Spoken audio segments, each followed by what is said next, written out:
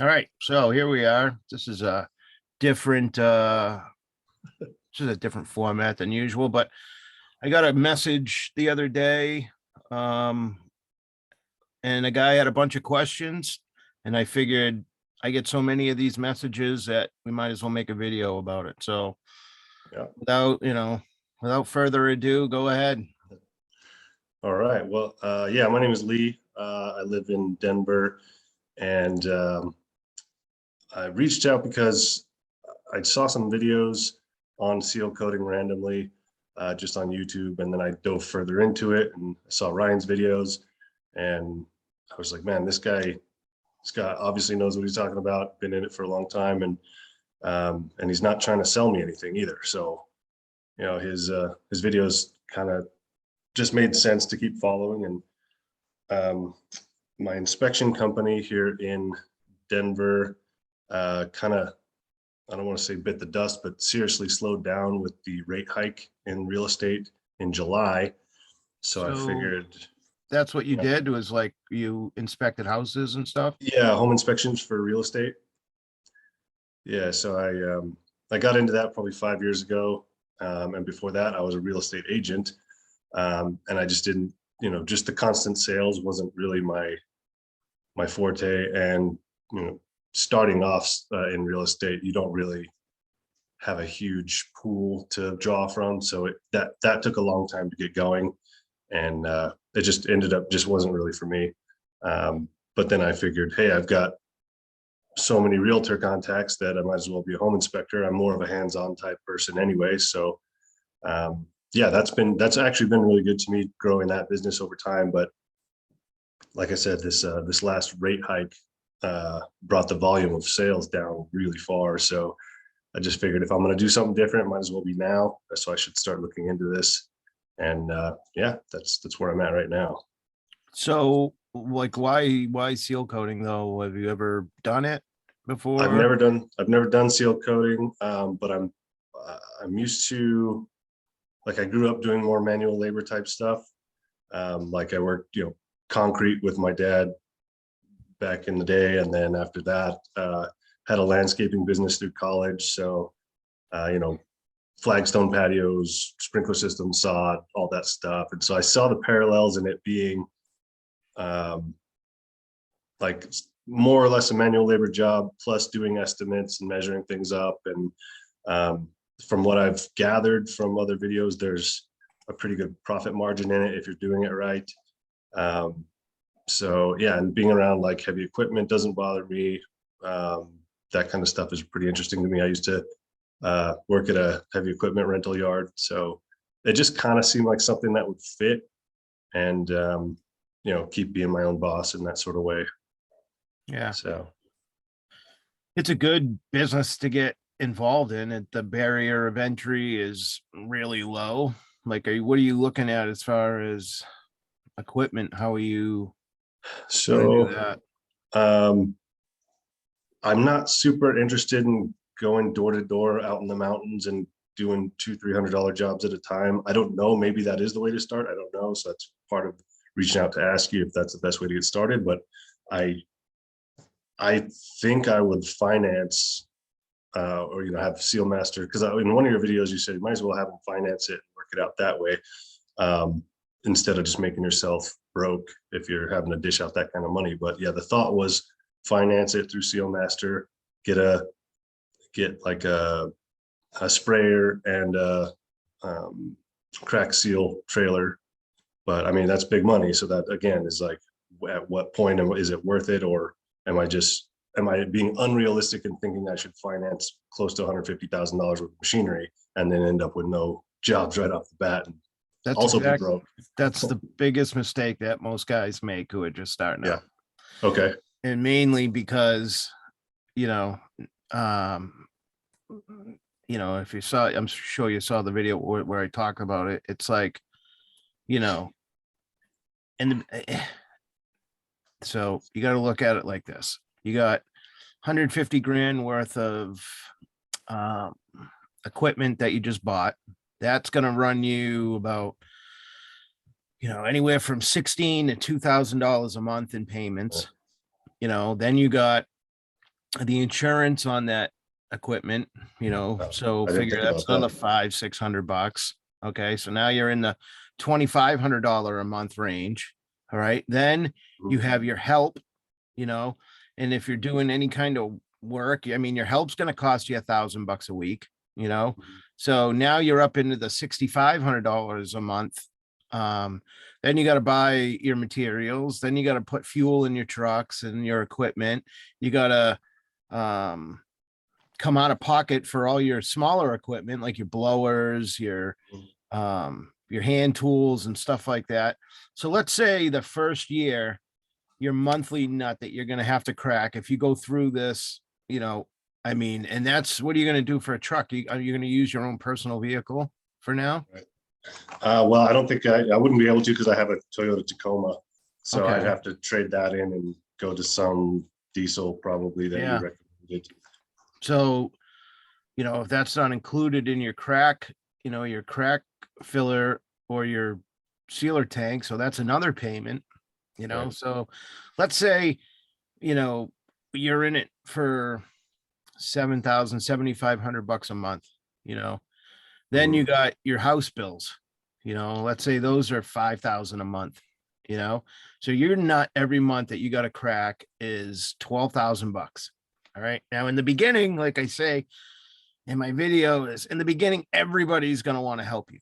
Your brothers, your sisters, your fucking family, everybody's going to want to come and help you. They're going to want to support you, you know, but um that'll dry up after the first year. That's going to kind of dry up, and yeah, maybe you you get a little something going the second year through word of mouth and stuff like that, but really like the first 5 years of being in business, you're just building your name, and whatever job you can get to build your name, you're going to take, you know. Yeah.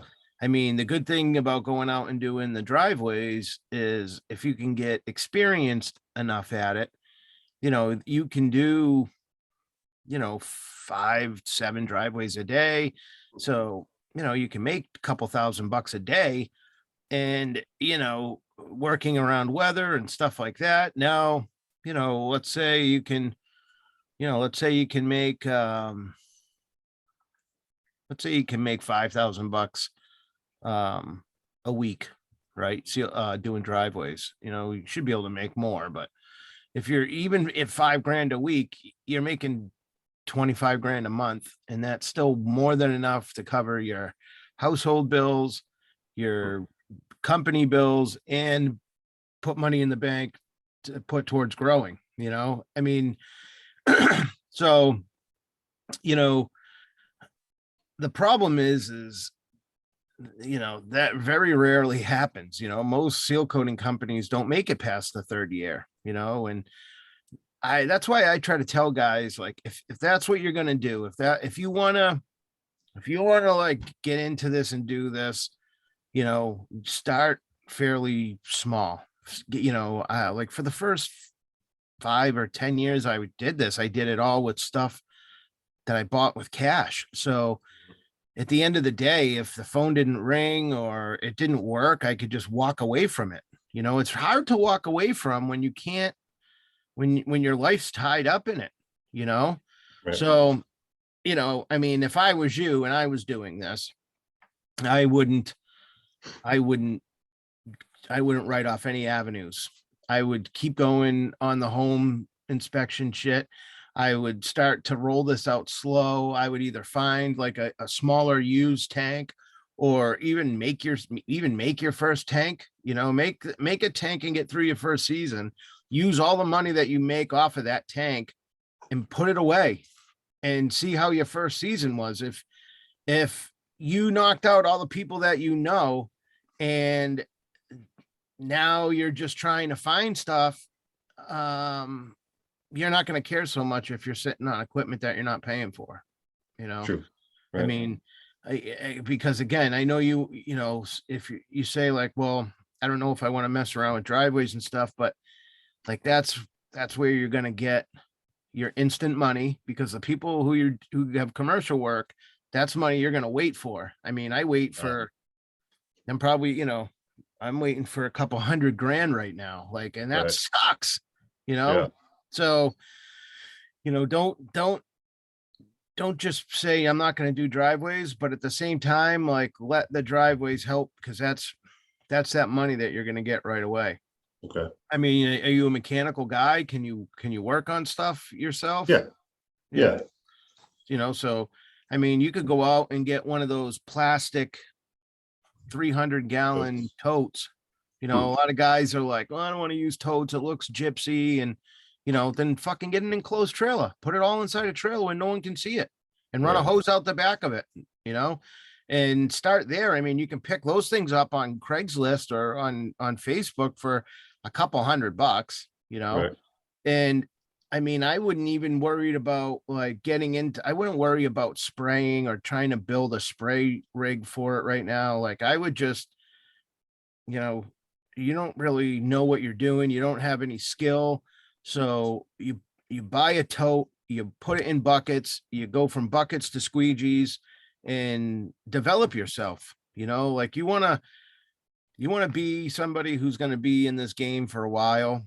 You want to be like an artist, right? You want people to start hearing your name slowly. Who is this guy? Where is he coming from? Oh, I saw that, and allow that to develop you because that's going to make you a better person, a better business person, right? You're going to understand a lot more about what it is that you're doing, which is going to help you talk to customers better when you go to sell jobs, and just get into it slow because the last thing you want to do is think you're like everything, go out, get 100 and 200 grand worth of equipment, go out there, and now you don't know how to use it and you're fucking everything up, Right. because you can do a bad job even with good equipment, you Oh, know. all right. So Yeah. I would start there at least. I Okay. mean, what do you need for equipment, so to say? I mean, you can start with, some kind of rig. And again, if you got some money to throw around and you got $5,000, then, you Mhm. can find a decent agitator, a mixer, and get that, start with that. And then find something to do cracks. So get an MA10 or a pusher, to start with. You can get those for $1,000, you know, Mhm. a backpack blower, a weed whacker, and fuck, man, you got a seal coating company for under $2,500, Right. if you're doing it by yourself with a tank, you know. Gotcha. Yeah. I mean, how is the competition in that area? Is there a lot of people out that way? So I was looking, and I was also open to moving. So I've been looking at just different areas and looking at Google Maps and then looking at how many reviews each company has just as a gauge. I don't know if that's the proper gauge, but as a gauge, how many good reviews do they have? And I spoke to the people at Seal Master. They said that, yeah, there are some big names in town. But they said they were saying that there's plenty of work to go around. Like even their equipment was booked out all season to rent. So yeah. So anyway, yeah, I think there's some bigger names that have like the Costco's and the Walmarts and stuff like that. But as far as Sealmaster said, they said there's a ton of stuff out there still that you can pick up because they said if you stay in the game long enough and make a name for yourself, that's better than a lot of the fly by night guys that, don't have a warranty or even honor the warranty if they gave one. So there are some, it's not, I don't know if you would say it's saturated or if saturated market is a fair term or not, but I don't think it's that bad. Whereas there's some other cities in the country where there's just a ton of people. Yeah, I don't think it's crazy. Well, for instance, and maybe this is a fluke, which is another reason I wanted to reach out, is that in August I decided to look into this, and I said I can at least throw out an estimate for somebody.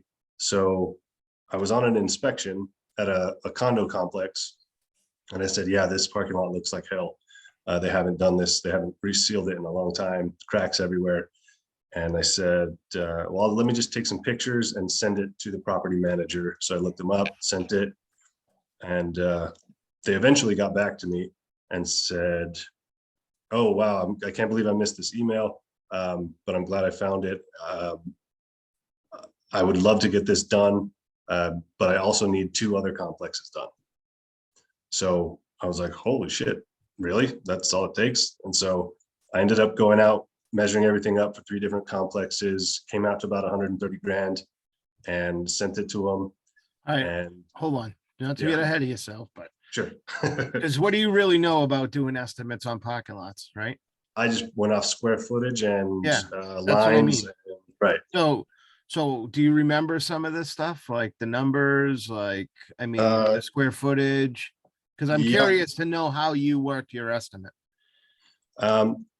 I pulled numbers off of what I heard other people talking about in videos. Yeah. So obviously there's probably a difference in price per square foot from region to region, I Yeah. assume. But I went off of what other people had said about square footage prices and line prices and things like that.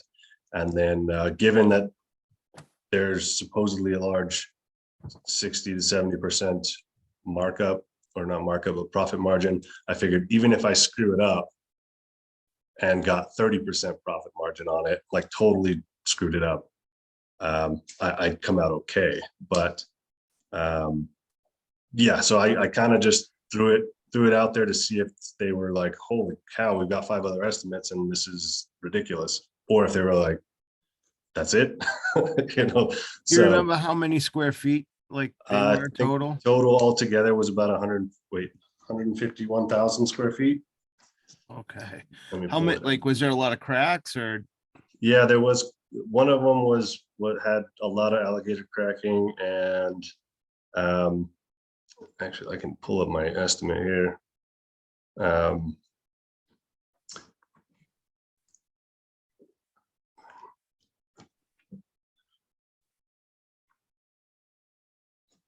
So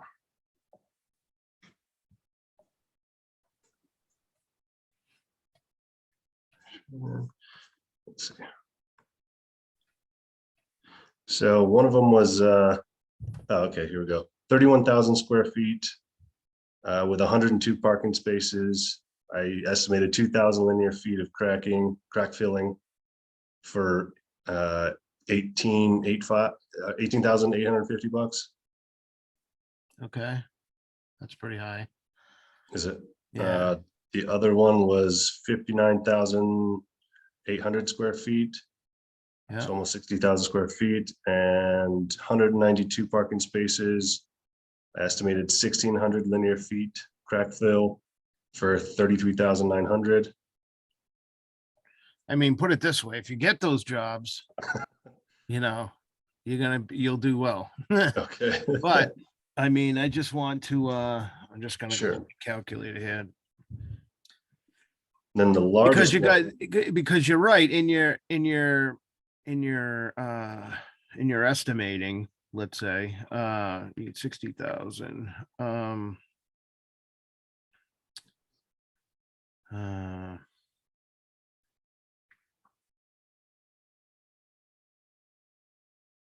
60,000 divided by. So, I mean, Jesus Christ. So, I mean, with all in, I mean, you had to be, I don't know what the hell you're charging for cracks. I don't want you to, you don't have to get into that or anything, but I mean, you had to be in the 40s for your square foot price, it sounds like. right. Am I close? Yeah. Yeah. And Okay, that's off of something I pulled just off of video. And then I actually sent it to one of the Sealmaster guys and said, am I anywhere near the ballpark? And he said, it depends on who your competition is, but it doesn't look crazy. Okay, so look, I mean, no offense to the Sealmaster guys, but they're not pricing shit.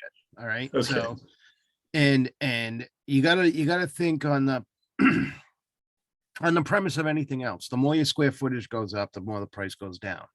Okay, Right. you can't hold like a 40 cent per square foot price on a driveway Mhm. is fine, but the bigger the lot gets, the more that price has to drop. Sure. So, I mean, when you're up in a parking lot, let's say that's 100,000 square feet, like, Mhm. you're under 10 cents a foot. Oh, So, so, you know what I'm saying? Because, yeah. but I know that sounds like crazy, right? But like on this parking lot, 60,000. So I'm just going to use and I don't Sure. care. I always put my numbers out there. I don't really care. Because again, the Seal Master guy is right about one thing. There's enough work for everybody out there. Oh, okay. Like regardless, I'm in an area where there's like 3 vendors, like Mhm. within a mile from each other. Oh, So yeah. there are so many seal coating companies, Mhm. you just have to set yourself apart by by doing better work than everyone else. Okay. Mhm. So that being said, all right, you get 60,000 square foot parking lot at the most on something like that for 2 coats. All right. My first coat, I'd probably be somewhere around 12 cents, which is 7,200 bucks. My second coat, I'd probably be, well, when I sell it, I do, 1 coat 12 cents, 2 coat 17 cents. And people will see that second coat for 5 cents and be like, wow, like, Hmm. Yeah. that sounds like a good deal, but Right. your second coat, you're using a different tip. It's going on much thinner, Mhm. but what you're doing is you're adding 5 more cents to the overall square footage of that parking lot, which Sure. in a lot of cases, if it's a big parking lot, is going to add a lot of money, to the job. So, Sure. in this case, just taking it from 12 cents to 17 cents added about 3 grand, Oh, which is going to be on a 60,000 square foot parking lot. You're probably in it a tank and a quarter for material, right? Well, with my equipment, sure. I'm into it a tank and a quarter. All right. Mhm. I have a 575 gallon Seal Oh, Master tanks. And so that one extra coat for me to offer it is mhm. going to be an extra tank, because the second coat's going to go down a lot thinner than the first Right. coat. So it might cost you 800 bucks to fill your tank and maybe an hour or two to spray the tank down. But by Mhm. doing it, you just made an extra Yeah. 2-3 grand, and you offered the customer an added value. The parking lot's going to last longer now, Yeah. because you did that. So, so at that, I'm on 17 cents. So that's 10,000. Then you say, a couple thousand linear feet of cracks. Yeah. I For mean, that? around Yeah. here, cracks are going from anywhere from 70 cents to a buck a foot, Uh-huh. Right. you know. So at the most extreme, you say a buck a foot, that's an extra 2,000 bucks. So now we're up to 12,500. You said 190 parking spaces. 192. Yeah. Yep. So I mean, up here, guys are getting anywhere from $5 to $10 a line, double coated. Hmm. So you Oh, wow. play the average of plus 192 times 7.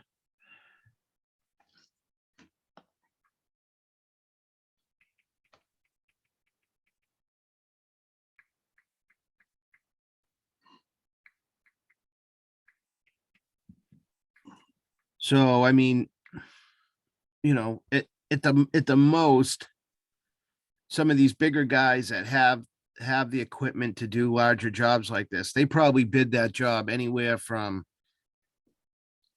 10, maybe anywhere from 12,000 to 18,000 bucks. Okay. You know what I'm saying? So Yeah. just keep that in mind. I mean, it's okay to go more expensive, right? Sure. I mean, especially, if let's say you're squeegeeing, right? You can go out and say, hey, look, yeah, you might have, calling to follow up on my quote. Well, honestly, your quote was a lot higher than everybody else's, and you're like, yeah, I can understand it. But in a business like this where people can constantly water their material down and give whatever price they want, it's no surprise that you're going to see a large fluctuation in pricing. Mhm. I mean, I can give you one example of why my price is more expensive than everybody else's because I'm putting it down by hand. I guarantee you a lot of these guys are out there spraying it, and Mhm. Sure. I'm applying it by hand. And what's the difference? Well, the difference is you know, and just go through the shit. I mean, you can Yeah. talk your way into I mean, I could talk you into hiring me for more money, like, Sure. you come up with your sales pitch and you figure out a way to make that work. And a lot of times people are just going to be like, nope, see ya, but other times you'll find that guy, they'll be like, I like this guy. And I do want it done better. And, but you don't want to underprice yourself either, because you don't want to try to be competitive with guys like this, who are out there spraying it with trucks with double wands or trucks with Right. spray bars on the back of them, where they can go out and I could go do a 60,000 square foot parking lot with my truck and probably no lie, I could have the first coat done in probably 20 minutes. Right. Right. So, Yeah. I mean, that's when I show up to look at a job like that, that's how I'm pricing it. I'm Mhm. looking at, man, this is about 20 minutes and I'm giving them a real good price as opposed to somebody who doesn't have that equipment, Mhm. So it's okay, like to put your quotes together, which, are reflecting the work that you're going to have to do. But, you know, um, I mean, you're in the business of real estate. So Mhm. find a couple local properties out that way that are commercial, Mhm. right? And get some of these bigger companies or these companies who you feel are going to be the companies that you're going to be competing with and go out and reach out to them and ask them to come measure these, we call them ghost properties. They'll Uh-huh. come out and say, hey, look, I'm make up some fucking email online and on Mhm. Google and just go, look, I'm going to be buying this building. We're going to be rehabbing it for a commercial, for Mhm. somebody who's going to rent it commercially. I'm trying to get an idea of what it's going to cost me to redo the parking lot. I just want to crack fill it, seal coat it, and repaint the lines. And these guys will run right out there. They'll measure it right up, and they'll send you an email with all of their pricing. And so Mhm. you'll know exactly where everybody is, and then you'll know, yes, I can drop my estimates down to that price and still make money, or no, I'm never going to be able to compete with these guys. I got to figure something else out. Right. Okay. Because it sucks.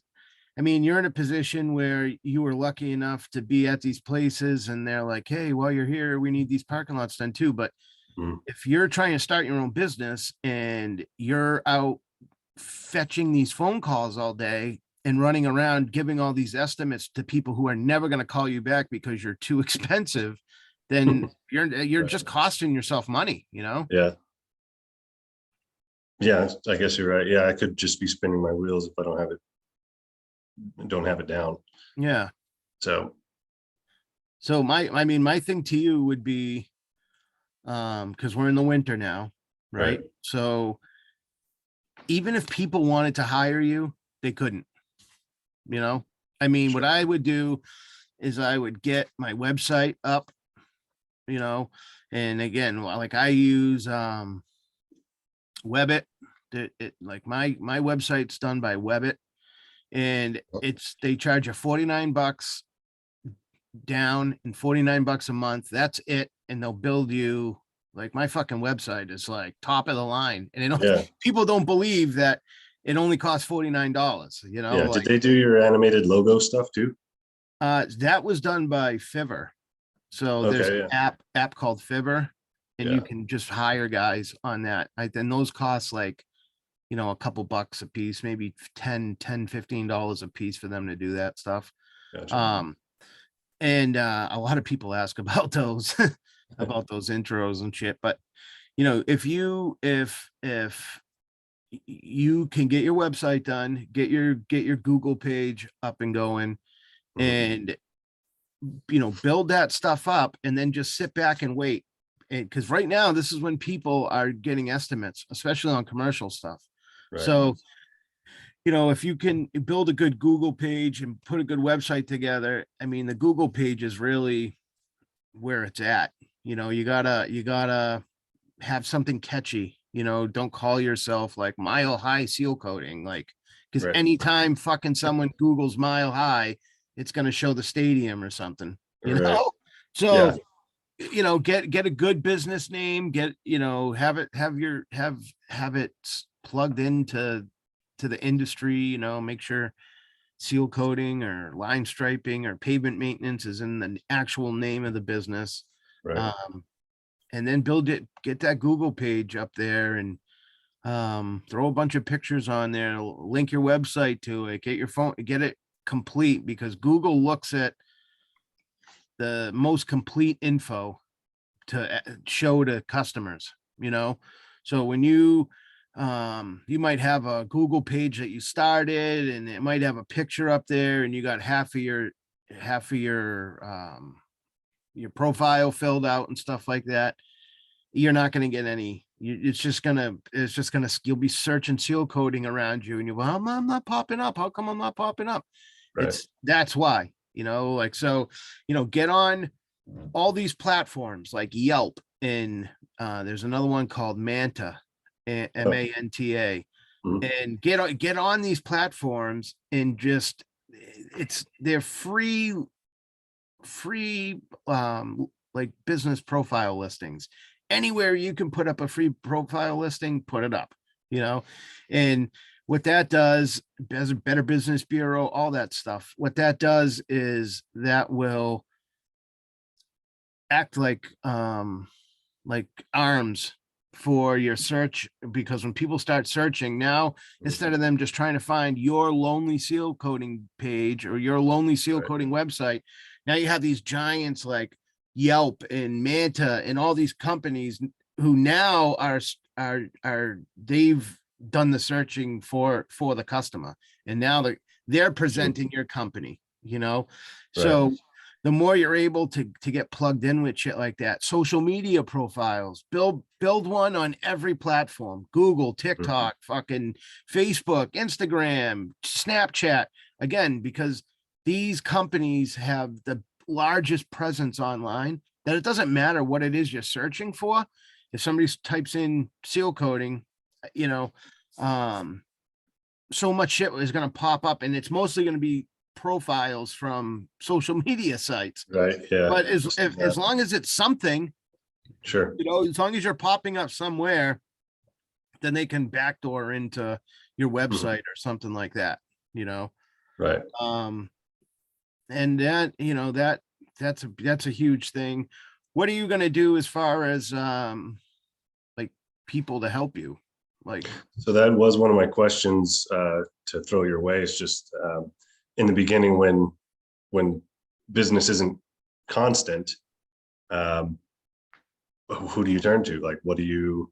I mean, I'm sure I can find a couple of guys, but are they the type of guys that you want to pay a ton of money and have them kind of sit around for the next job, or you just kind of have to deal with paying random guys that are probably not very reliable?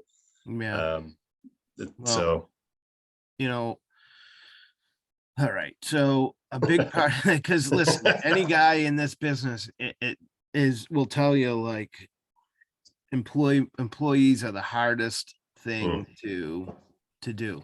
They're to find, to make last. I mean, especially in a place like where I am, and like where you are, where you lose 4 to 5 months out of every season due to weather, you know. right, So how do you got a guy, you know, you want responsible professional people to work for you, but how do you honest, you know, responsible professional people need full-time jobs to support their families, you right, know. So that's like, That's one of the hardest things that you can do is is figure this solution out, because dude, I've been doing this for since '04, and I mean, I'm on an average of, I probably turn my entire crew over once every 2 or 3 years. Wow. So Yeah. it's fucking hard to like to build a business when you can't turn your crew around. And I mean, I pay good. I pay probably better than most of the seal coating companies like in this area, from what Yeah. I understand. Like, I mean, we're for experienced guys, we're up in around $30 an hour. And Shit.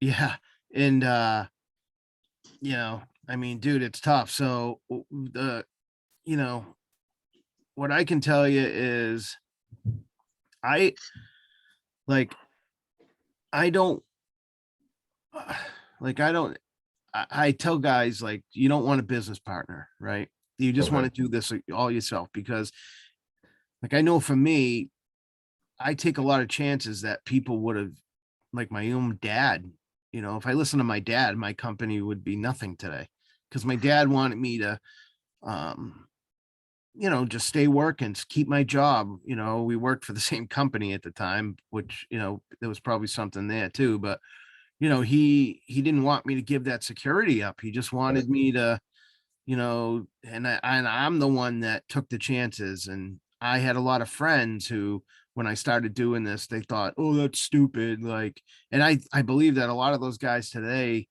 these guys that I grew up with and were really close with, like, I don't even talk to them now. And I think it Right. has a lot to do with they don't want to admit that they didn't, see this coming. I didn't see this coming, you know? Sure.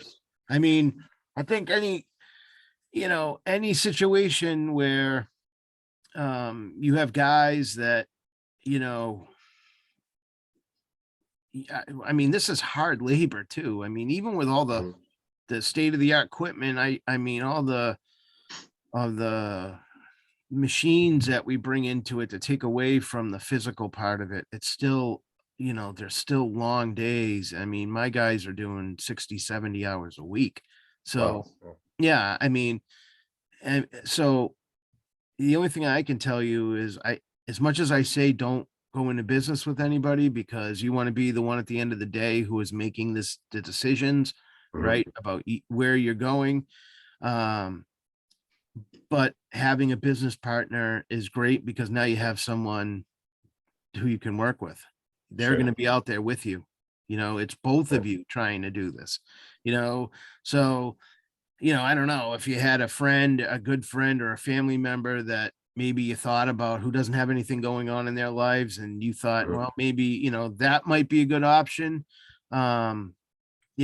You don't want to be that guy in business who's starting a business and now you're hiring guys with experience, because you don't have any. And Right. once they know that, it's like going to jail, dude. They're gonna fucking eat you up. Like, you show Right. weakness, and you'll be bringing them their lunch money every day. Like, Yeah. so, you kind of want to go through that first and second year of figuring things out on your own, and then you can pull guys in. And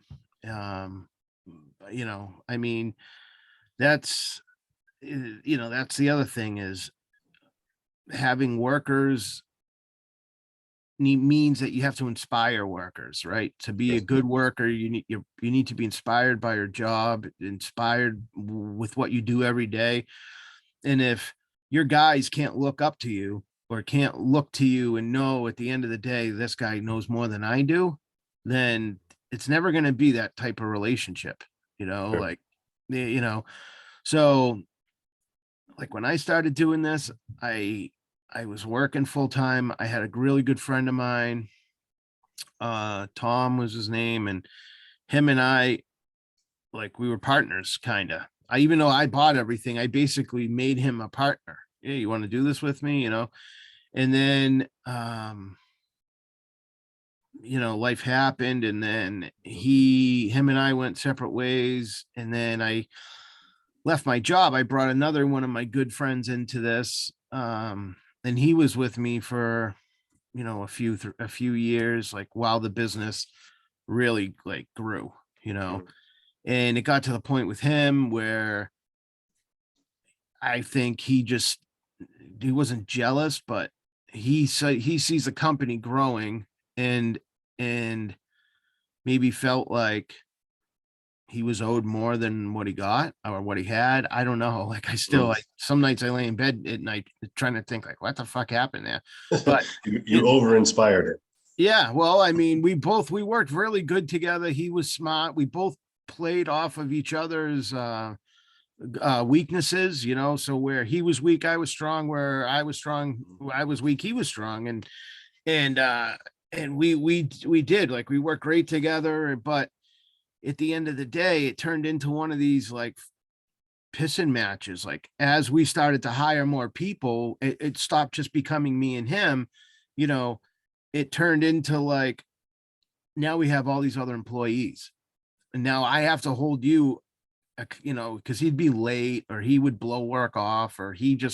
he didn't like working weekends. He was which I didn't make him work weekends, which pissed all the other employees off because they're always there, but Mark gets to leave. And like, so Right. it got to the point where I had to like talk to him like a boss and be like, hey, dude, and he took major offense to that. Like, how fucking dare you? Right. And it was like, wow. And that made me realize, like, I don't want to work with my friends. And look, it might be your friends right now that help you get going, right? Because you'll have buddies who are working full-time jobs, right? And who are like, yeah, man, I'll come help you. I could use some extra money. And then all of a Right. sudden, you're fucking killing it.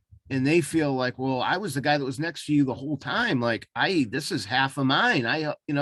But they don't understand, like, it's not. You're the one that's laying in bed every night trying to figure out how this is going to work. You're the one Gotta pay putting the bills. Yeah. yeah, you're the one paying all your bills. You're the one leveraging your life and your credit to make this happen. So, you're going to have to find some guys at first that are working full time and just want to make a couple extra bucks on the side, or, Yeah. someone who's willing to work for cash. Right. Yeah, But I've run into that with the whole landscaping thing that I had. Yeah, it's like, well, we finished the job. Can we get some extra money? Well, we helped you. It's like, you agreed to pay for, you agreed to work for like 15, 20 bucks an hour, and I paid you that.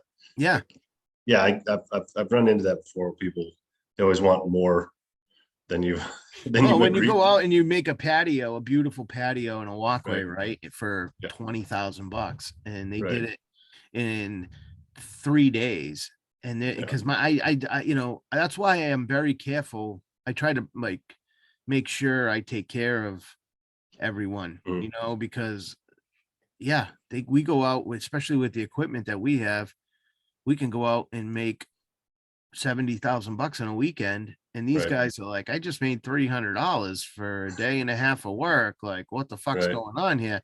So yeah, you gotta, like, I bought one guy a four-wheeler for his kid. I bought, another guy got a Harley one year. Like, like, you got to share the wealth, Sure. give good Yeah. bonuses come Christmas time, shit like that, Yeah. take care of your guys during the season.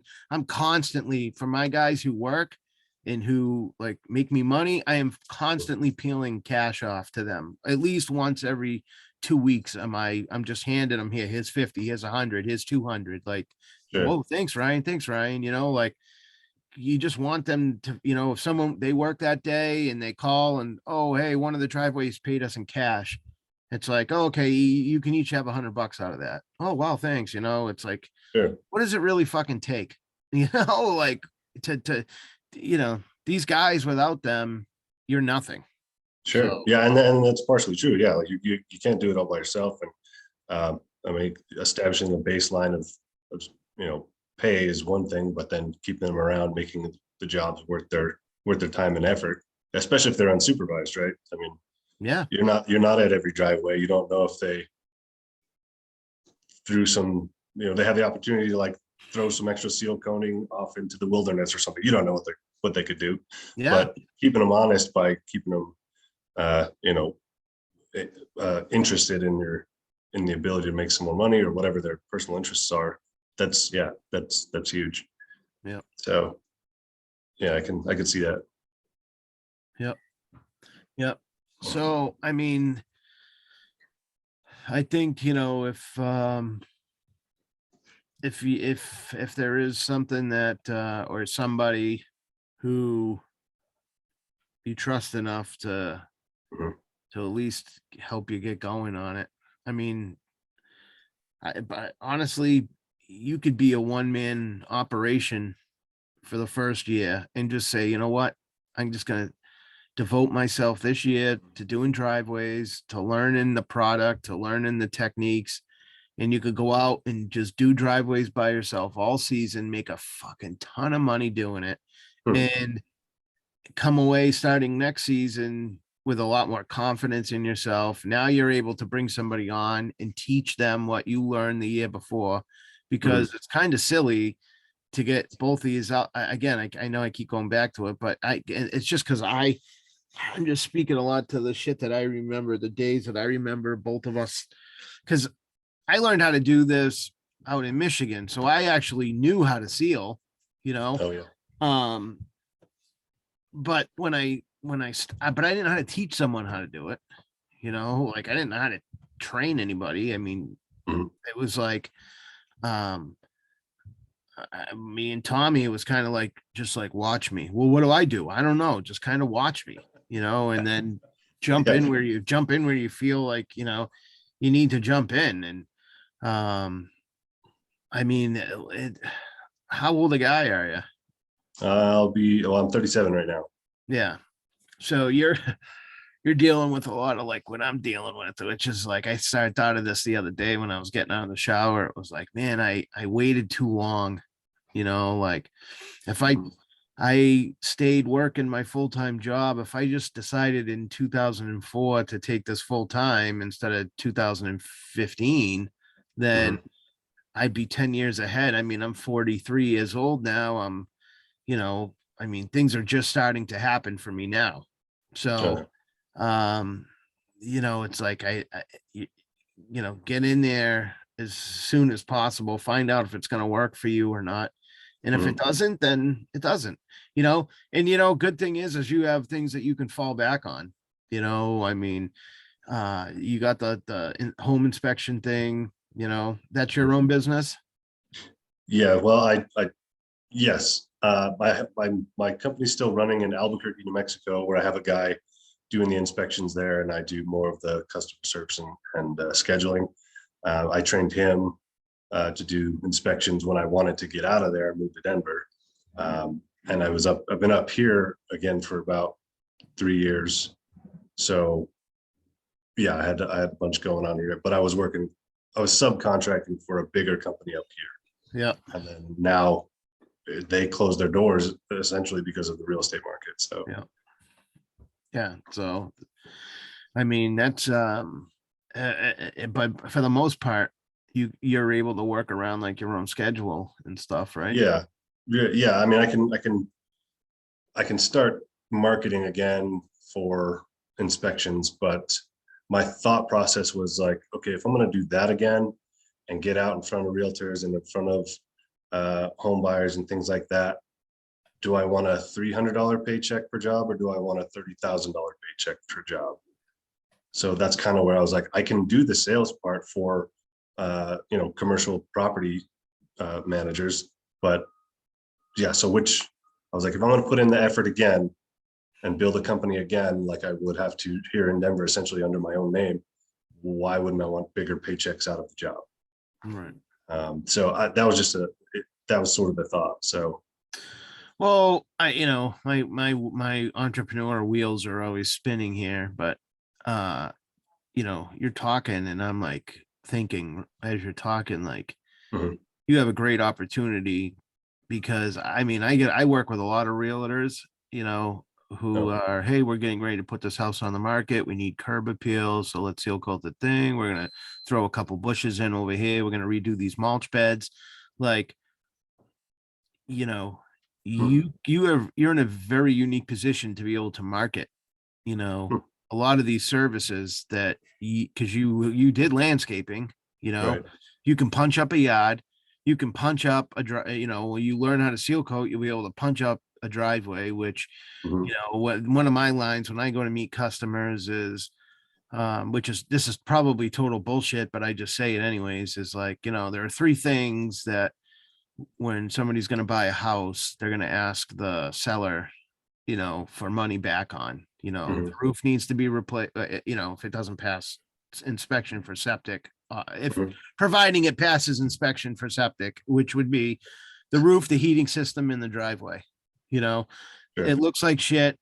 The heating system, we'll buy it, but the heating system needs to be replaced. So we want X amount of dollars off. Or Right. we'll buy it, but the roof needs to be replaced. We need X amount of dollars off. And the same Mhm. thing with the driveway, So if you can get in and learn a little bit about what you're doing, if I were you, I would be trying to market this into something much bigger, Mhm. using the expertise that you have, which Mhm. is, you know, I'm going to sell myself to realtors.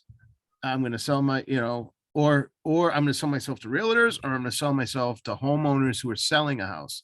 Because Right. what I can offer you is not only can I punch up your yard, punch up all, I used to be a home inspector, so I know all the things that they're going to come in here and point at and say, Right. nope, nope, we need a deduction for this, we need a deduction for this. Yeah. And I can negate all of those things for, you know what I mean? Like you Mhm. could go in Yeah. there and sell that service to people who are trying to sell their homes, Right. food for thought. You know what I'm saying? That's what I would be Yeah. doing.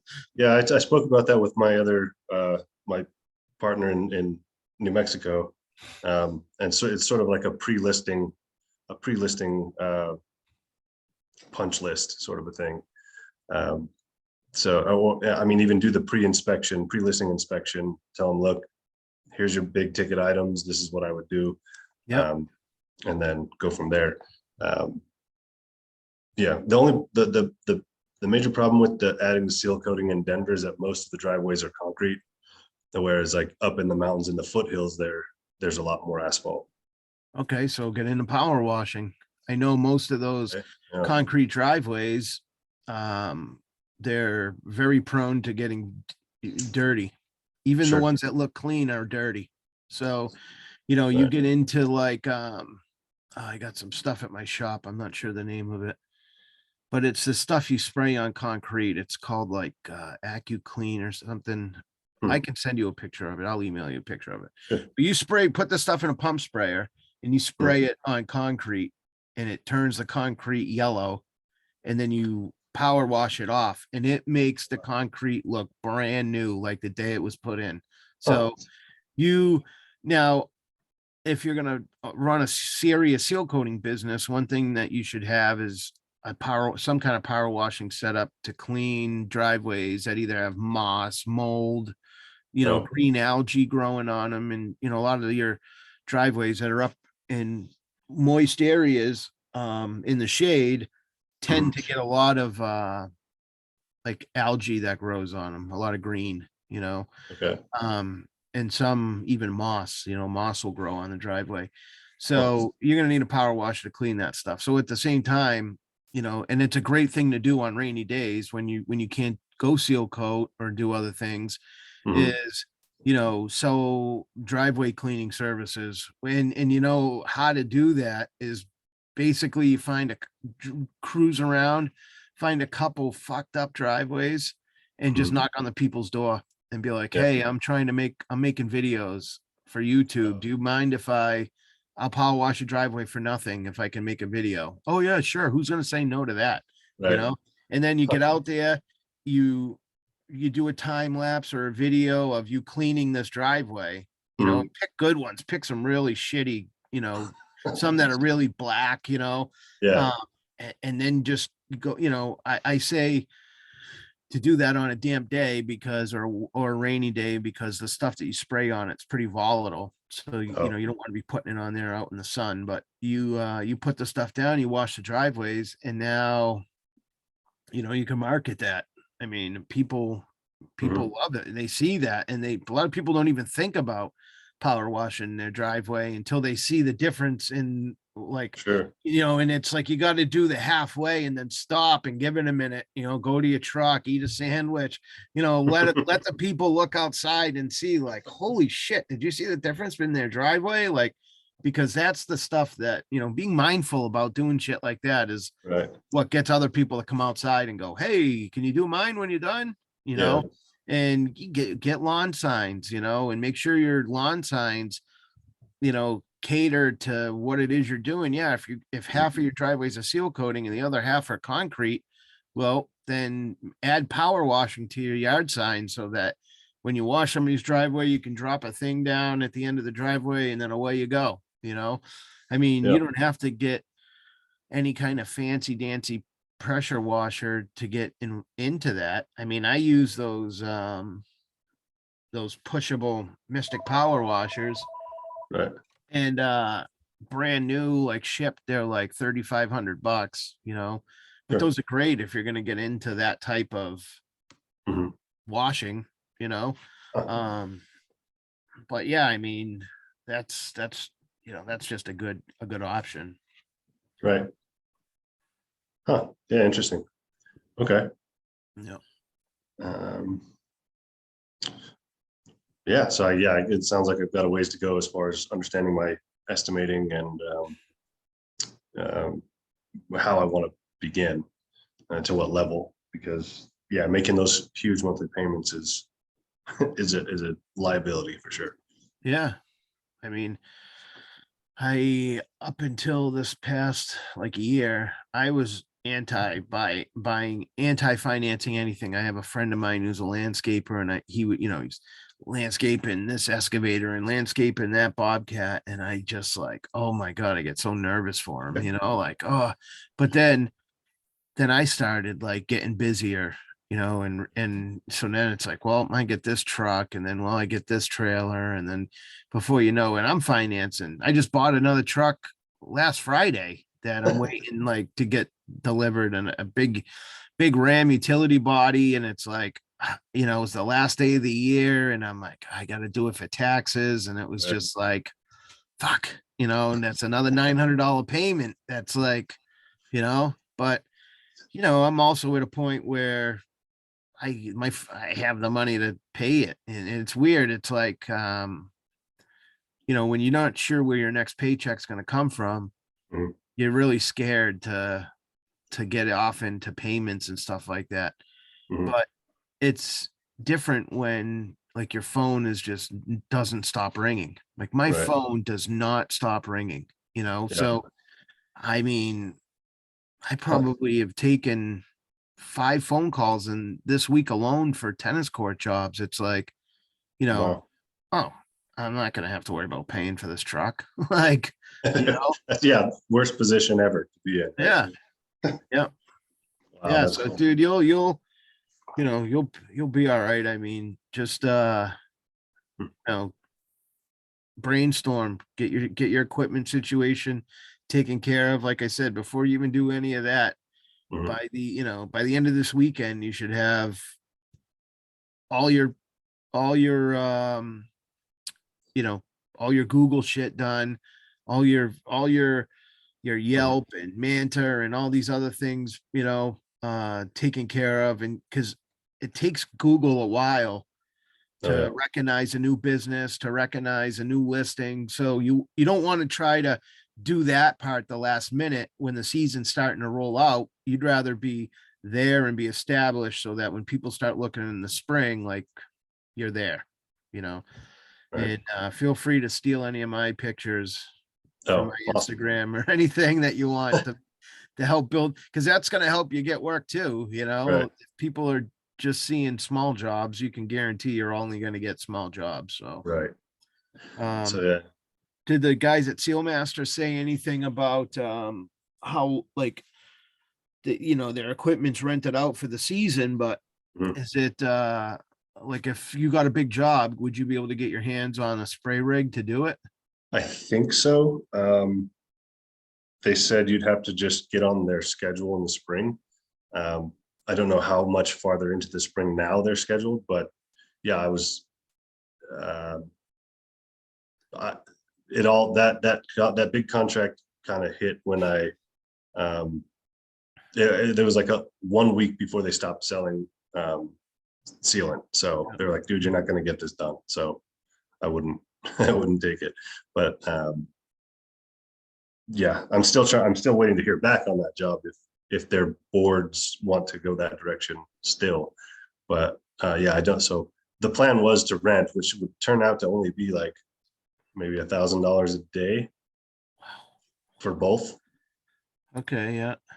But you gotta well, I mean, this 2,000 feet of cracks isn't that much, but I mean, you gotta understand that for the crack filling, yeah, you could probably do that in a day. Mhm. But 100 and do you know how The big was biggest their one's tank? 100. There, it might have been it's either a 750 or a 1,000 Okay, so on a probably trailer. a 750. If it Yeah. was a 1,000, that would yeah, it's probably 750. So I mean, you'll do about 50,000 square feet with that, 50 to 65,000 square feet, depending on how you spray. A good sprayer could probably get 100 square feet a gallon out of it, which would be 75,000 per tank. But that's like fucking pushing it. Optimal. Yeah. So you got to figure, and it probably these parking lots are at like a condo place or something. So the larger of the condo complex is 151,000 square feet, and it's like a road that has a few turns and different But my point is, you'll have to do it. They're not going to let you do the whole thing at once. So you're going to okay, have to do it in sections because right. people still are going to have to be able to come and go. Yeah, well, yeah, and the funny thing about that one was there weren't really very many parking spots. It was like it pulls into their own garages. So I was like, Yeah. I'm not really sure how that's going to work. Okay. So for something like that, you break it in half, right? So Mhm, take the road, for instance, the road coming in to the park, mhm. the road coming in, that would be, is it one way in, one way out? Yeah, yeah. Okay. So that's tough because, Well, there's an in and an out in the same street.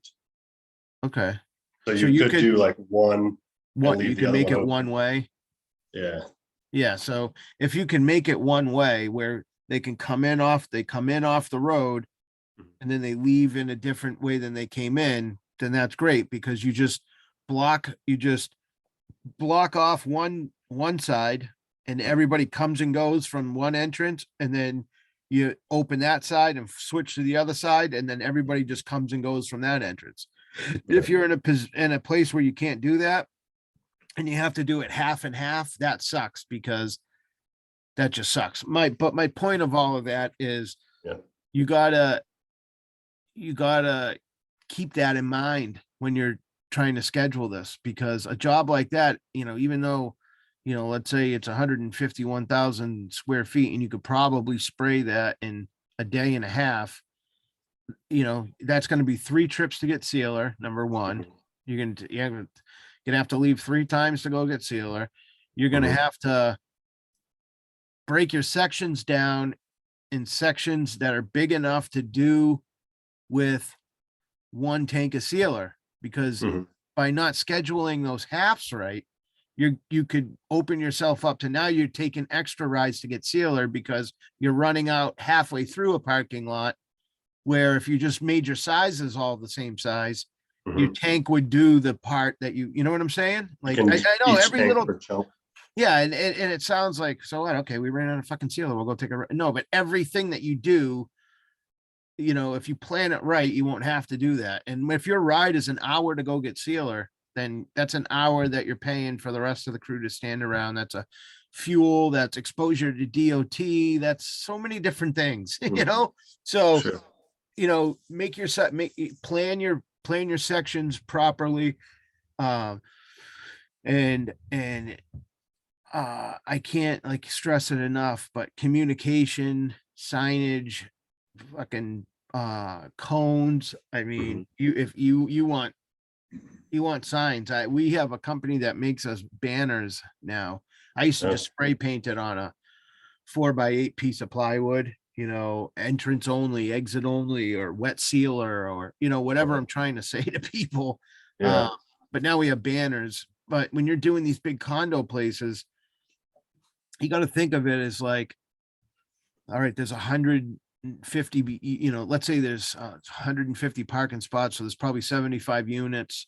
And it's like, all right, well, those 75 people think that that's their house, that yeah, that's their property. So right. you have 75 different attitudes, 75 different, you know, people who are going to be nice or going to be mean. And like, Yeah. you have to handle it a certain way because I mean, I've had people just get frustrated and say, fuck you, and just drive right down my road. We Oh, just yeah. did a condo place and, you know, um, and it's Yeah. And then how do like the old ladies walk to their house from yeah, wherever they had to park? yeah, Yeah. all of that stuff takes planning, so but again, like as you get through and start adding stuff like that, like you can reach out to me. I'll help you figure out like Okay. how to do it and how to plan it, Mhm. because a lot of stuff, it's just trial. It's just, you might look at it and say, well, I was going to do it this way. And then someone else would look at it and go, no, you're going to do it this way. And then once they explain it to you, you're like, oh, I totally see it now. You Right. know, a lot of times guys try to, it's like what I was talking about where you're pulling out and there's only one way in, one way out, but you still have to do the half a road. Okay. Well, how do you do a half a road where it's one way in, one way out when you got curvy, when it's all curved, because this person is coming down this way and now this person's coming up this way, but because they were both on radiuses, nobody could tell the other person was coming. Now they both met in the middle. Oh, So right. what does that mean? Someone's got to back up and no one's going to fucking back up. They're driving right into those cones where they put where, and that's exactly what they do. You'll come back later, you'll look at your line and you'll just see tire marks that go in because a car came and they had to get out of the way. So Wow. knowing that shit, putting in buffer zones so that if a car comes, it has a place that it can duck out of the way. Mhm. Like there's so many things that you can prepare yourself for. But it's hard when you're starting a new company because you don't have 100 cones, Right. like I only have 100 cones because I've acquired them over the years. Like I wouldn't go out and spend $2,000 on cones, Right. but that's what 100 cones cost is $2,000. Oh, So yeah, so jeez.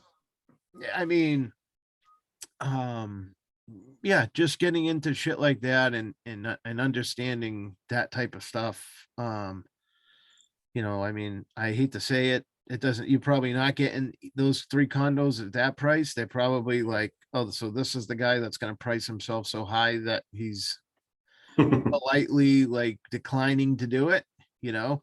But I mean, honestly, like I wouldn't hesitate reaching back out to those people and just Yeah. saying like, look, um, I'd like to submit another number on that. Mhm.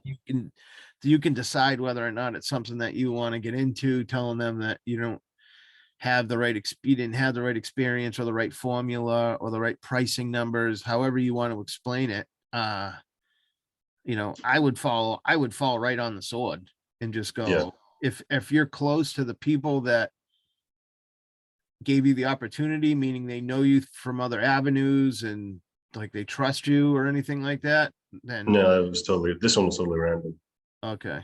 Yeah, then you might look like a fucking idiot going, hey, I Yeah. want to give you another price. But I mean, you don't want to let stuff like jobs like that go, because if you did get it, right?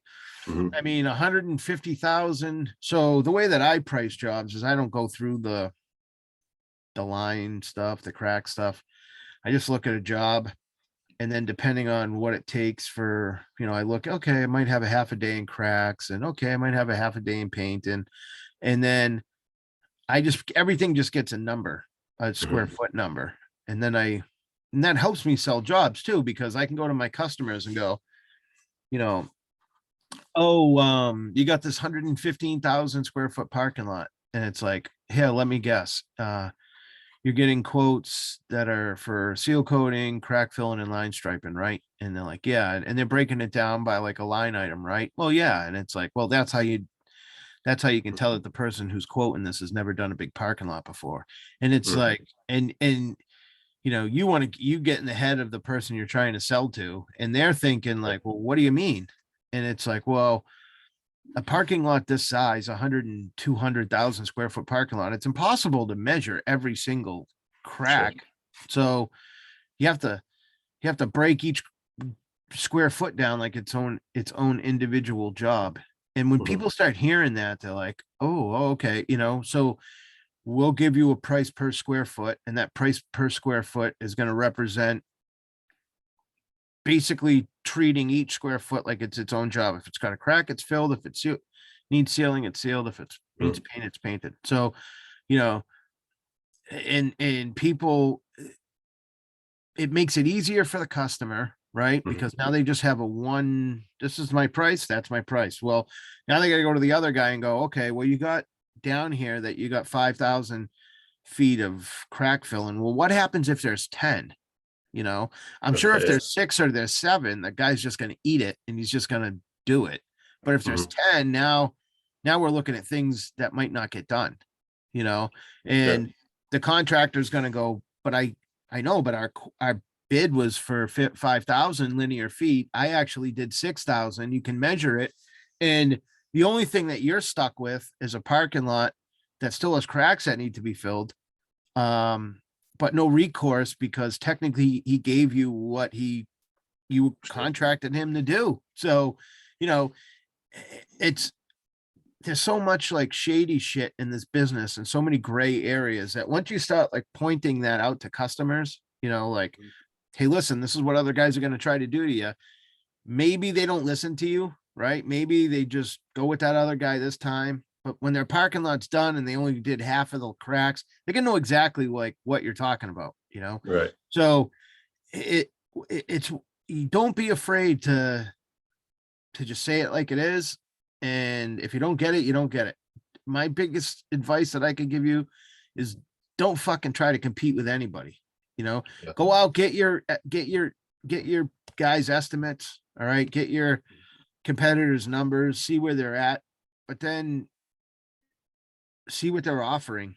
Find a way to offer a little bit more than they're offering and find a way to charge a little bit more for that. Then when you go to these estimates, you can look at, you know, um, you can look at their estimate and it'll probably say, oh, we only filling cracks over a quarter of an inch by quarter of an inch. And you can tell you can tell that, the person that you're going to give the estimate to, hey, look, here we are. And, there's going to be a big difference in probably our prices. And this is why I'm going to fill every single crack, but I'm sure that, the estimates that you're going to get are going to say, we only fill them over a certain price. And that because you had the estimate, right? And Sure. it's funny because as these people like are reading it feels like mind manipulation, right? Like you're trying to just, Mhm. work a person to get them to do a certain thing. But Sure. you're not. At the end of the day, you're giving them a better service. You're offering them a better service, and you're pointing out all the things that the unethical contractor is going to do to try to get their business, right? So Sure. at the end of the day, the guy might go, well, you charge more money. You're the dirt bag because you charge more money. Mhm. And it's like, well, no, I charge what it costs to do the job right. And if the Sure. customer wants to do it, then they want to do it. If they don't, then they don't. But I'm not going to do it substandard. I'm not going to do shit work, you know? Sure. And I really think that what I've noticed in this area where I live is the guys that are doing really well are the guys who aren't trying to compete with everyone else. You Mhm. know, I might not do 10 driveways a day, right?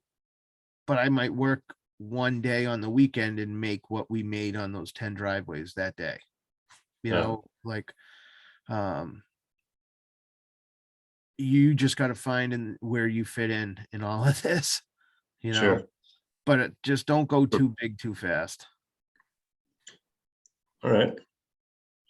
So yeah, so essentially this if they were to accept that huge bid that I gave them, it's probably a fluke. Yeah, then that means no one else gave them a price, and you Yeah. should be looking at it like, thank you, Jesus, because this company just built my seal coating company. Right. Because that's like when I got into it, I had a guy I was doing a driveway for, and he came out and he was like, "Hey, can you handle anything bigger?" And I just got my spray rig, and I was like, "Oh yeah, sure." Mhm. And he had a couple, like, he refabbed this commercial property. He's the one that kind of taught me the trick of getting these other people to come out and quote these bigger jobs, Mhm. because I gave him a price at first. I was so eager to get it. And he was like, "Look, you're way low. Like, you're Oh, way low. You could be like almost double wow. and not touch the next guy." I was like, wow. And I was like, "Well, I don't know. I'd never bid on anything this big." And that's when he's like, "Yeah, you should have these guys come out." And I was like, "Wow, Mhm. that's a good idea." And I started doing that, and I changed my philosophy on how I price things. I went overnight. Like, I saw one person who I had come out and quote me had a day rate price. So instead of like like he had a minimum price, but it was for a day rate. Oh, And I was like, that's a good idea, and I sure. kind of adopted that. And it's like, so now I won't go anywhere. If it's something I can do in a half a day, it's a half a day rate, because then I'll pair it up with something else I can do for another half a day. Mhm. But if it's the only thing that I can do that day, then it costs, we charge $3,300 a day for, Mhm. so someone will call and say, I'm an hour and a half away, but I have two handicaps I need painted. That's it. Two symbols and two lines. And it's $3,300. Well, how do you charge that much for something so little?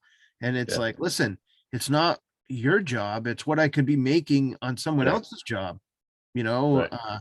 And you're the, you have to you in the beginning, I didn't feel it. I didn't think that. I Yeah. thought, well, okay, I have a $500 minimum. So guess what? I driving out an hour, doing that job, and driving home for $500. And most guys would be like, "Oh, $500 ain't that's not a bad haul for the day." But you can't run a business on making $500 a day. You can't, Right. So uh, you just can't. So don't. Okay, don't compromise anything. Don't sell yourself out. And you know what, if you don't get this one, then that's fine, you'll get the next one, you know Sure. but I mean, I think you should, just like I said, really just get on the building out your brand, because Mhm. branding is everything, you know Yeah. uh are you active in like the town, like where you live? Is there like a lot of town forums and stuff, like on the Facebook and shit? There probably are. I mean, it's Denver, so it's huge. I can probably find just about anything to get involved in. I know that there's a national commercial, like a national commercial association or something that you could get involved in too. You just have to sign up, and then you get to sort of get access to local commercial management, commercial property management people, sort of Okay. like a national association of realtors. There's a Yeah. national association of commercial property managers somewhere out there. Yeah. Just be So careful with stuff like that, because a yeah, lot of times that stuff is designed for guys like you. yeah, Guys that, well, really, guys that are just getting into the business, or getting into any business for that matter, and are trying to branch out, right? Mhm, So like Yellow Pages is good, for stuff like, for claiming stuff like that. High mhm. Boob's another company that claims to do stuff like that. And it's like, we're your what do they call it? We're your um uh, EMB group or something, like a Right. business management group, or, it's like, they're going to tell you, yeah, you can sign up. If it's free, hey, fucking sign up for it. But if they're like, oh, you got to pay a yearly thing of $299, like Right. that's Yeah. all that thing is about, is that yearly Okay. thing of $299. Right. Like what I'm saying is get out in these. It sucks because Christmas has already come, but like, so like one thing that I like to do like around Christmas time is like I'll go into these, you're in Denver. I pick a couple of the smaller suburbs out around where I live. I go into these town rooms, and they'll say like, and I'll put a post out there. My name is, Ryan Anderson from Premier Seal Coating. Every year my company tries to help family in need, Sure. try to buy Christmas presents or something like that, Mhm. like, um, and it's like, I hate to say this and sound like but it's like, yeah, you're gonna help somebody, right? You're gonna buy toys for their kids and you're gonna deliver them and you're gonna make some kids Christmas like happy, but you're only doing it for the notoriety and the Sure. exposure. Sure. Some people say that's a horrible thing to say. Like Christmas is about like, yeah, yeah, okay. All right. Well, Right. I'm trying to fucking build a business here. So for me, it's about people going, oh wow, look at Premier Seal Coating. That's a good company. Those guys, they stand up. Oh, there's another post from Premier Seal Coating looking to try to help people again. Like, you Right. know, Same with real estate. Yeah. yeah, you just want to get your name out there. Anything you can do to get your name out there and have people, so that when the time comes, exactly like real estate, when they go to sell that house, they don't think of selling it with anybody else but you. Mhm. When somebody goes to seal coat, you don't want them to think of using anybody else other than you. So like for me, that's why like all my trucks are loud. Like I want my trucks Yeah. wrapped. I want people to see me coming from a mile away. If my truck's the only thing out in a giant parking lot with a crack filler hooked up to it, and Mhm. people are, you're driving down the road on a busy day and you notice an empty parking lot, it's like somebody painting a house on your street a different color. Your eyes automatically are like, what's going on over there? Because I'm used Mhm. to seeing that parking lot full of cars. The fact that it's empty now has my attention. And then, oh, look at that big truck. What are they doing out there? I don't know, but all I can see is a giant truck that says Premier on the side of it. So, Right. I just know that anything parking lots, I got to use those Premier guys, like Right. it takes a long time. Like when I did I probably wouldn't like recommend this, but when I did my branding, when I said I'm going full time, I bought advertising on a couple different radio stations, Mhm. for a season, the local classic rock station, which was probably the biggest station that people listen to in Mhm. this area. And then the local sports station that the Red Sox were in, the Patriots were on, and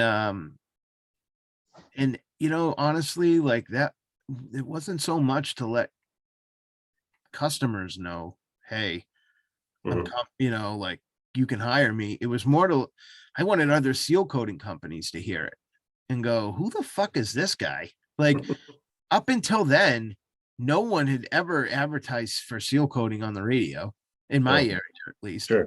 So it just the fact that like, who is this guy and why does who does he think is, nobody did it. It just wasn't important enough to do it. So Sure. it was, I did it more as like a branding thing than a way to try to get my Sure. customers, So if I were you, man, I'd be like lettering my truck up right now, like Yeah. whatever, you have 3 months to build yourself before you even have to try to find work, you know, Sure.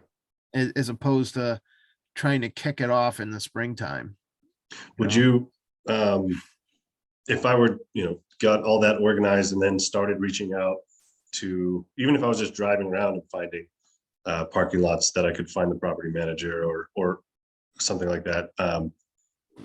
If I ended up giving out more estimates that were requested, would I at this point say, hey, look, I want to get you scheduled for the spring, but to lock you in on that particular day or week or whatever, do I want to ask for anything down, or is that a sleazy move? Personally, Not sleazy, I but think it's unprofessional. this is a point of contention.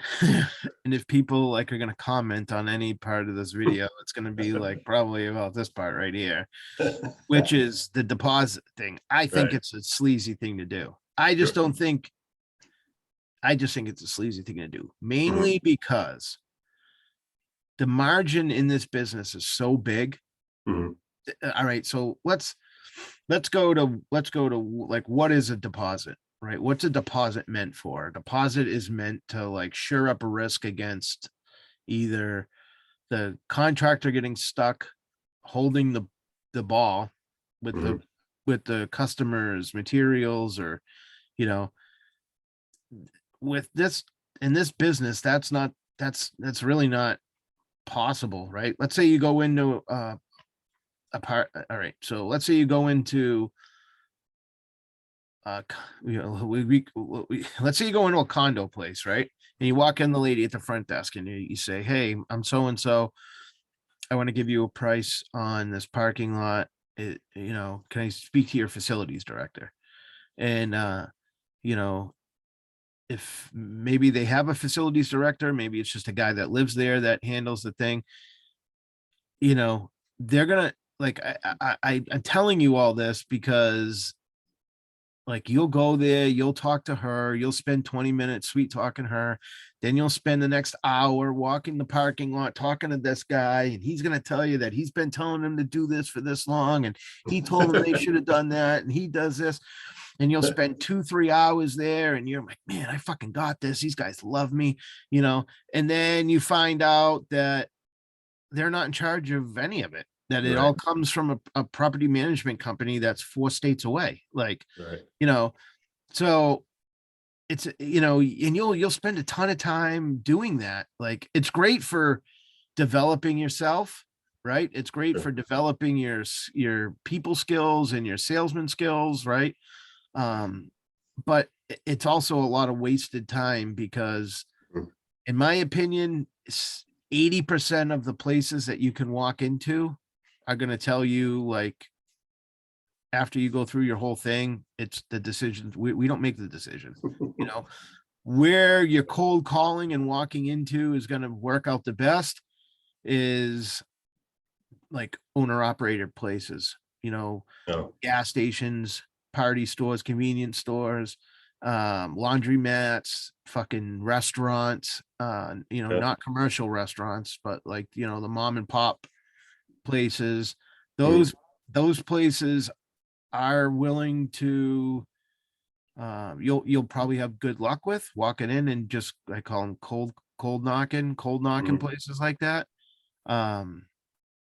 But once you get into, now you've signed the deal with them, or now, people are more apprehensive. All right, put it like this. If you do the deal and they look at you and go, do you want a deposit? Then yeah, fine. At that point, you want a deposit, take the deposit, they're offering it. But when the move is to ask for the deposit, that's when I think it gets a little slimy, because you make so much money doing this that, even if you go out and that 60,000 square foot parking lot that you got for materials, crack filling, and line painting, it cost you under $1,000. So, I mean, if you can't fucking afford $1,000 to do that job, I mean, now the customer doesn't know it only costs you $1,000, right? But the thing is a lot of times you have to understand that you might ask you're never going to get a deposit from a commercial business, like a condo place that has a property management company that's outside of them. They're not giving you any deposits. They're just not gonna. And they know that there's, okay, this guy's asking for a deposit. Well, there's 10 people standing behind him that aren't going to ask for a deposit, you know? Sure. And then it's, why is this guy asking for a deposit? You know, he doesn't have the capital to fund Right. his own projects, you know? I mean, look, if you were doing something like, um,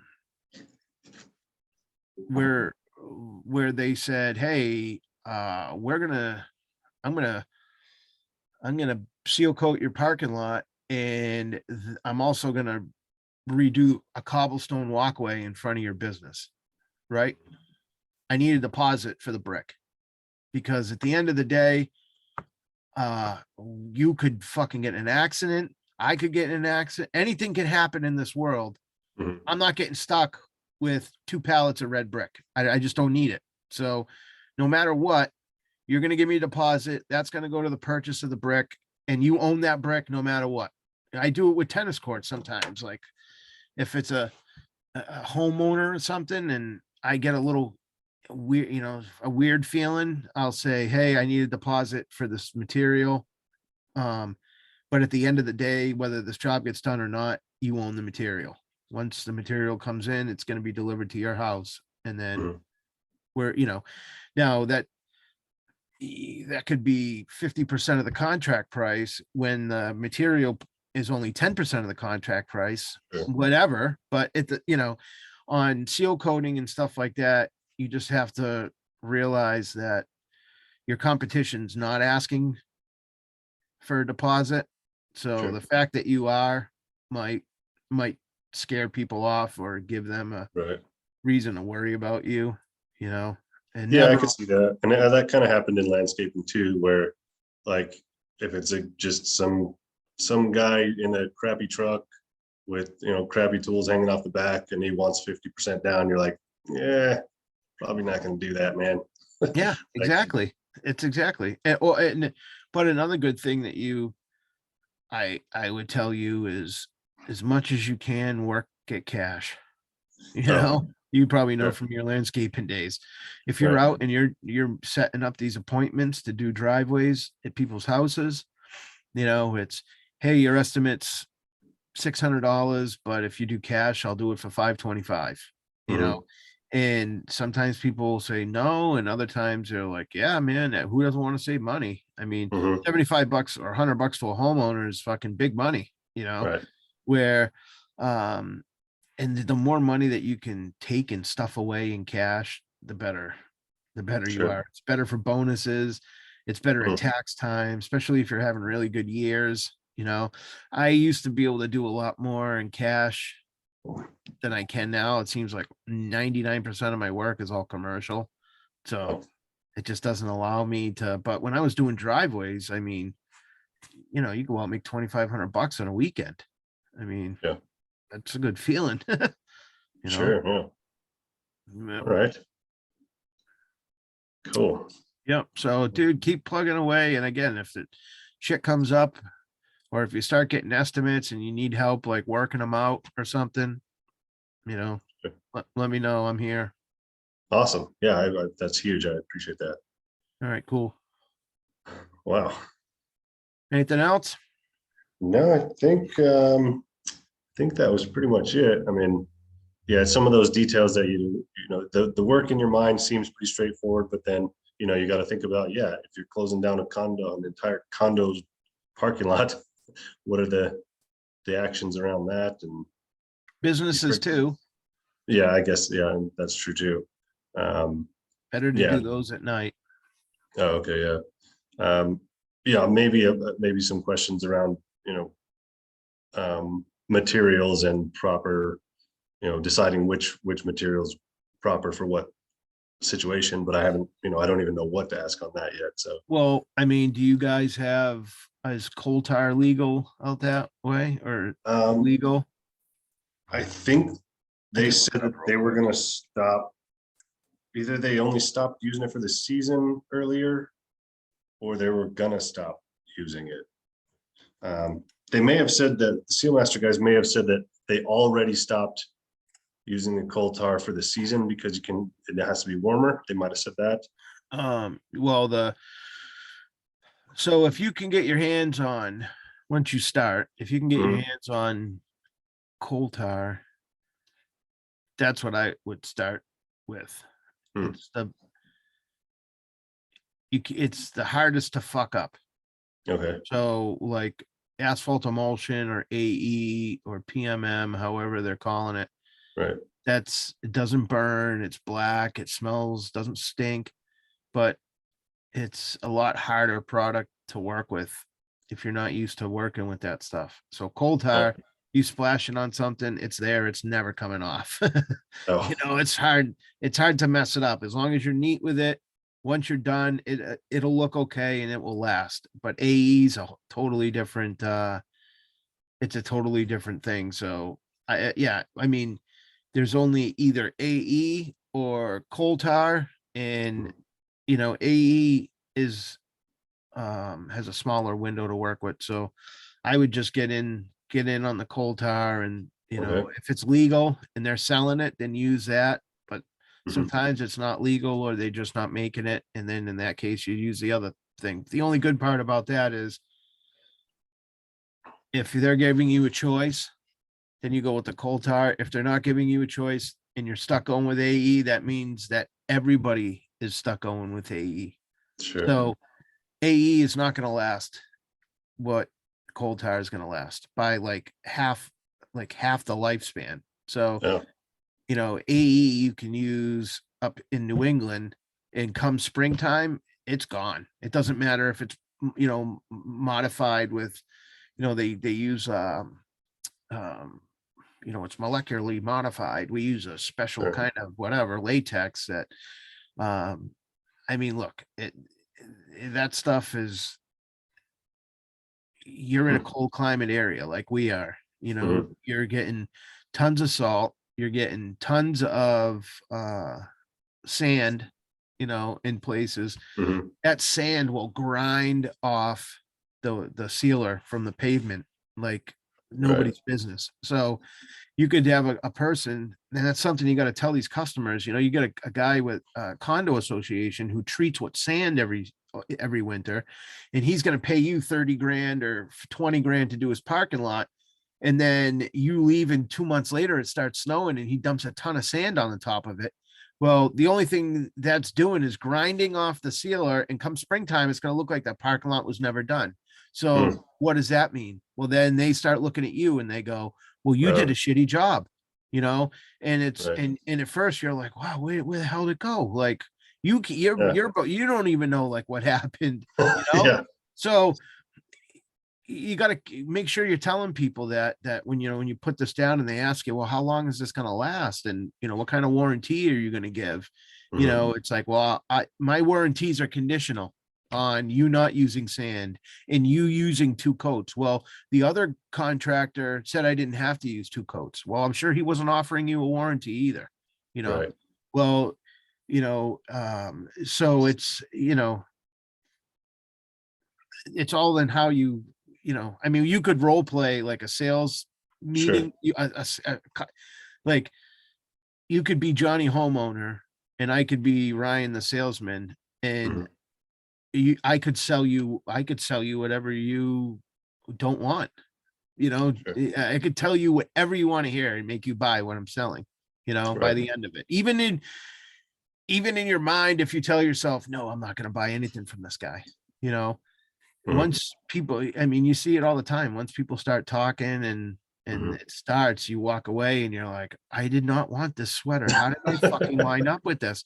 I went to the mall the other day to get some sneakers for the gym, and this Israeli girl comes out and she's like, come here. And it was like a beauty place. And I'm like, I got my paint colored sweatpants, my cargo sweatpants. So I just paint striped the parking lot. So I'm covered in paint sweatpants, and I'm like, and she's talking to me about the bags under my eyes. And I'm like, does it look like I fucking care about bags under my eyes? Like, look at me, you know? And she's like, and she's putting this shit on my face. And I'm like, I'm sitting there, and dude, before I knew it, I dropped like $450 on this girl, right? I walked out of there and my eyes, like I had no more bags under my eyes. And I called my wife and I'm like, I fucking don't know what just happened. like, I'm and hiring this chick to sell dude, seal I coating. told her, she was 23 years old, a smoke show too. And I told her, Right, I I'm was like, sure. you are a great sales. I told them, like, I don't know what you're doing here in America, because she just came from Israel. She's like, she was 23. I'm like, you are a great salesperson. Like, you have a way about you, and it's not your looks. It's like I fucking could not get out of that chair. Every time I Right. tried to get up, and she just wouldn't let me go. And before I knew, like I said, before I knew it, I'm coming home with all this shit. And I'm like, and my wife, I don't know. So Yeah, that's a perfect example of what I mean. Like, even the strongest person, the person who feels that they're, Mr. Salesman, can be taken, by some fast talking and some pretty eyes, for that matter, right. So, Oh man. one thing that uh I had a phone call yesterday, a guy, I don't even know where he was from, but somebody called and randomly, and asked me questions without warning, which was weird. You're just working, and some guy answer the phone, and some guy's like, "Hey man, I watch your YouTube channel. I just got a couple questions." So, the fact that you had enough decency to, like, introduce yourself and ask if it was okay to ask some questions. But I want to say that if people say to me, what was the funnest part about growing your business? I say it was growing my business. The part that you're getting like ready to do right now Mm. was just the funnest part for me. And I had the best luck with it. But I'm going to say this too. It also, like, what you're getting ready to go through Mhm. scares the shit out of me. I'm Right. scared for you, Yeah. because I know how, like, I don't know how I know how I got to where I am, and Mhm. I got to where I am by being honest, by being ethical, and by just doing a good job and treating people right, Yeah. regardless of what it cost me, and Mhm. that's a thing that a lot of guys, I think, don't really take into consideration, is it's all about the dollar to them. Yeah. They got to make their money. And if a customer calls with issues, if it means now this is going to cost us money, they're not going back. They're just saying, fuck it. Like, you gotta do a good job. But at the end of the day, I can't think of, like, I get scared of thinking, because I don't know, like, if it happened all over again, would it happen the same way? Would I Mm. still be, like, as big as I am? Would I still have all the stuff that I have? And I'd like to think yes, because I am me, and I do things a particular way. And I think that, but at the same time, it's like, I'm really one that believes that chance and luck, what's that saying? Luck is when chance and opportunity cross. For sure. you Yeah. know and I really believe in that, because if I wasn't standing outside that day doing that dude's driveway, and he came out and said to me, "Hey, can you handle anything bigger?" Mhm. I I maybe would have done bigger parking lots, but how long would it have taken for me to get there? Right. Like, he overnight gave me these huge parking lots, which I was able to put like $90,000 in profit in my account, right? Wow. Now that I got all this Yeah. money, I go out, I buy all this new equipment.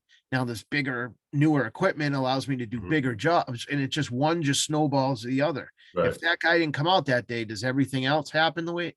Who the fuck Mhm. knows? So then I So, guess that sort of begs the question, knowing what you know now, what would be your business plan, knowing the way that the industry works right out the gate? Still just, get a bucket and a push broom and don't listen to any, but my you ask that, and it's, again, I don't want to take shots at people. I watch, a lot of guys on the internet that have these podcasts, um and talk about this stuff. And um the only thing and I hear a lot of bad advice, and yeah. it's my nature to call it out. and just to be like, that's not true. That's not, don't do that. You're going Mhm. to, but honestly, man, like, don't listen, to put blinders on, Mhm. like what's the best advice I can offer you is to put blinders on. Don't listen to what anybody tells you. Go with your gut. If you want to do something and somebody's telling you, man, you probably shouldn't do that, but in your mind, like, no, no, this feels right, then do it. And it's Mhm. probably right. You know, um, my, again, I am taken back by the first probably 10 minutes of what you were saying, which was, this is a great, if I was just getting into this for the first time, let's say, I I don't think I would have done it without a full-time job, Okay. because it's going to rain and the phone's not going to ring. You're going to run through a time when nobody's calling you, you know. Mhm. I got creative in situations where, again, I know if you watched any of the videos, you saw the shit about me like clicking away my competition. And so I wake up in the morning, click away my competition, and then sit there and wait for the phone to ring all day. Like, all these little things that I did kind of helped me in the end, you know. Mhm. But if I wasn't creative like that and I just didn't do anything, then Mhm. I don't know what would have happened. It's like, Mhm. that's why when you're like, oh, I'm thinking of getting this and I'm thinking of getting that, like the salesman at Sealmaster is going to be like, yeah, I'll Right. get you a great deal, I'm going to get you in this. Right. And the only thing he's going to do is he's going to be there to take the equipment back when you can't pay for it, and he's going to turn it into a rental. you know Right. you Sure. know I mean, he's doing his customers the biggest disadvantage by telling them at all that they can afford it, number one, or that they even want it or know how to operate it, number two. Like a guy who has no, it's one thing if you were working for me for 10 years and decide I'm going to go out on my own. Uh, Well, okay, yeah, give him the equipment. He knows how to use it, he knows how to sure. maintain it, like, but you know you if I were you, I would build myself a little setup. I would keep going in whatever you're doing, like, Mhm. and dip your, touch your foot in the waters with it and see how it goes. If it starts getting busy, you start Right. making money, well, great, you know, Sure. and it's coming in from avenues that aren't your own, you know. Right. Like I said, you're gonna have your friends, family, but if you have your phones ringing genuinely, organically, Mhm. then that's a good sign, you know.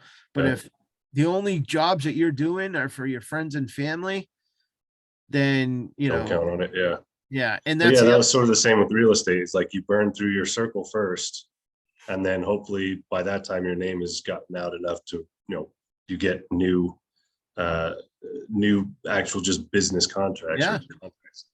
yeah. And then how do you, another one other thing is like, um how do you mentally handle it all? Like, because end of the day, everything's about money, right? How am Sure. I going to, not only how am I going to grow my business, how am I going to take care of my business, but how am I going to take care of my family? Do you got a family, you married or anything? Nope. Nope. So, I mean, so you're fine. Like you're like Elon Musk. You can get a fucking, an office somewhere and Yeah. basically sleep in that office Right. until your business is something, which a Sure. lot of guys can't do that. They're doing this because they need, but Mhm. you could basically live out of a fucking truck if you had to, Right. uh and it'll be a lot easier for you to manage down those down swoops without like a wife or a Yeah. kid standing over your back like, daddy, I'm hungry, Yeah. like, and That's your wife's like, why are you fucking doing this? Why, we need to eat and the bills got to be paid and you're chasing some dream. And it's like, right. that's hard, man. You know, I, I, Yeah. I tell guys who come to work for me, like before they even come work for me, I say, And one thing I was going to say to you too is, if you had someone in your life, is you need to prepare this person for what's about to happen. Oh, sure. Because like, if you have a girlfriend or someone in your life and they're used to you being around all the time, and oh, it's Sunday, we go to my mother's house on Sunday for dinner. It's like, not unless it's raining. When Not anymore. yeah, and if I Yeah, and then if it's raining, I better not have anything place to go to power wash or something, because it's I've seen this business personally rip apart at least four guys that have worked for me, oh, their wow, yeah. relationships, marriages, they just Huh, weren't strong enough to manage him not being around all the time, you right, know, and that's a tough place for a guy to be, right? Like, stretch between his family and then the thing that makes him money so he can take care of his family. sure. Most guys don't want to work 70 hours a week, but when they're making big money, they don't mind working 17 hours a week. Yeah, 70 hours a week, So, at least you're in a position to where you don't have to worry about somebody being in your ear trying to talk right. you out of what it is you're trying to do, Yeah, yeah, I hear that a lot. Yeah. Yep. So, Well, good, yeah, man. interesting. I'm nervous for you, but I wish you the best of luck. Awesome. If Yeah, you need any help with anything, I'll help, let me know. that's fantastic. Yeah, I appreciate that. Um, yeah, I guess I'll just keep you informed, and if I come up with anything crazy, I'll give you a call and see where it goes. All right, man. Cool. Hang on Yeah, one again, sec. Hang on one sec.